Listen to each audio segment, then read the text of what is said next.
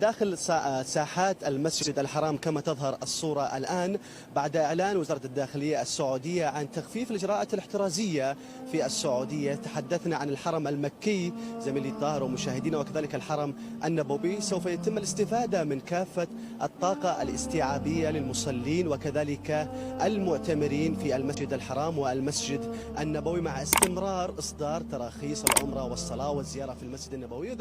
مسلمان کو یہ سن کر بہت خوشی ہوئی ہوگی. وكذلك التأكد من وجود تطبيق توكلنا وأخذ الجرعة. السلام علیکم ورحمۃ اللہ وبرکاتہ.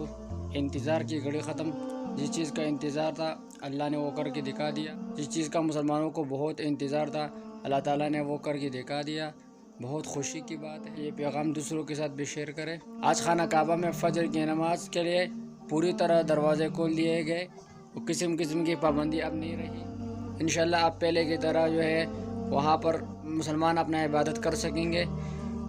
اور اللہ تعالیٰ سے دعا ہے کہ اللہ تعالیٰ بھی اس طرح کی وبا نہیں لائے جس کی وجہ سے ہمارے مکہ و مدینہ اور اس طرح کی عظیم جگہوں کو کوئی نقصان پہنچے. تو سب مسلمان دعا کریں اور یہ ویڈیو زیادہ سے زیادہ شیئر کریں تاکہ تمام مسلمان نہیں تاکہ خوشی کی خبر پہنچ سکے. تمام مسلمانوں کو چاہیے کہ وہ شکر ادا کریں. اللہ تعالیٰ نے ایک مرتبہ پھر ہمیں اس رحمت سے نواز دیا. اب کوئی بھی مسلمان حج عمرہ کرنا چاہتا ہے اس کے لیے انشاءاللہ کوئی پابندی نہیں ہوگی، کوئی قید نہیں ہوگی، کوئی تعداد کی قید نہیں ہوگی. تو یہ ہمارے لیے خوشی کا باعث ہے اور اللہ تعالیٰ ایسے ہی شاد و آباد رکھے. خانہ کعبہ اور مدینہ کی اس پابندیوں کو دیکھ کے تمام مسلمانوں کا دل دکھی ہوتا تھا.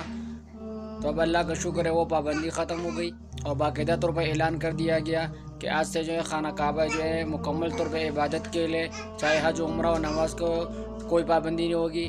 اور صفوں کے درمیان جو فاصلہ تھا اس کو بھی ختم کر دیا گیا اور نمازیوں کے دوران جو فاصلہ تھا اس کو بھی ختم کر دیا گیا. تو یہ خوشی کی بات ہے ہمارے لیے. تمام مسلمان شکرانے کے دو نوافل ادا کریں.